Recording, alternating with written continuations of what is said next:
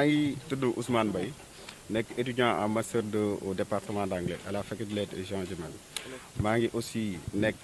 le président de la commission sociale de l'amicale de la faculté de lettres.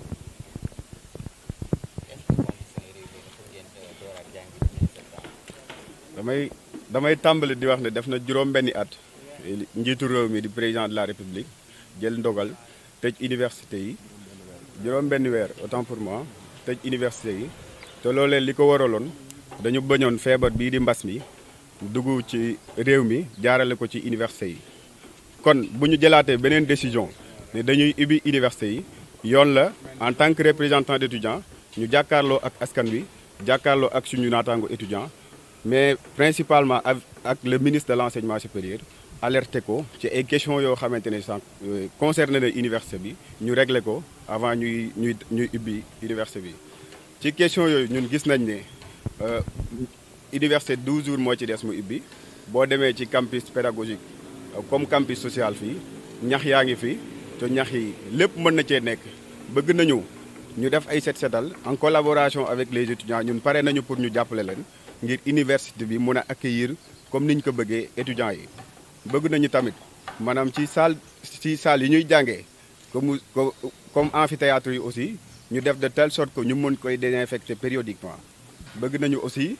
ñu installer des bornes de lavage parce que boo xoolee université fii nii bu ñuy wax mesure barrière je pense que raxasu ci la nekk. université dañ fiy lekkee dañ fiy defee lépp mais je pense que tey jii nii loolu mën nañ ci jàppale. y a un autre fait aussi au niveau du campus social muy bourse d'accompagnement yi. ñun dañuy alerter le ministre de l'enseignement supérieur di ko wax ne ko bourse d'accompagnement yi bu fekkee ne tey jii nii parewul pour fay ko na xam ne tey jii nii lu raw année blanche dinañ ko am. parce que ñun parewuñu en tant que représentant d'étudiants ñuy salfaañe suñu droit wu confrères étudiants bu ñu fayul accompagnement yi je pense que ministre bi dina am deux ennemis c'est-à-dire le Covid ak nous les camarades étudiants yoo xamante ne dinañ jàmmarloo ak force de l'ordre yi fii nii jusqu'à ce que ñuy fay accompagnement yi. li ñu bëgg aussi bëgg nañ tey jii nii autorité jàppale étudiants yi ñun soxlawuñ waxuñu ñu jàppale ñun amicale mais ñu jàppale étudiants yi en masque ñu jàppale leen en gel. bëgg nañu ñu désinfecter périodiquement que ce soit benn yoon par semaine wala ñaari yoon ci weer bi ñu désinfecter ko chambre yi comme pavillon yi. bëgg nañu aussi comme ni ngeen ko gisee lii am ci aéroport yi parce que bu ngeen gisee université nekk na bërëb boo xamante ne ay mbooloo yu takk ñoo fiy daje mënuñu ñu wut peut-être ñaari agent de la santé ñu ne dañuy tester par des thermoflash température étudiants yi. bu fekkee ne mën nañu installer devant chaque porte de l'université ay caméras à thermoflash yoo xamante ne dinañ mën a tester étudiants yi boo xam ndax kan moo feebar ak kan moo feebarul. liñ ciy teg mooy maanaam Ecobank la ñuy adressé woo fi mu nekk. gis nañ ne Ecobank depuis boobu ba léegi ubbiwul ba université tëjee juróom-benni weer ba léegi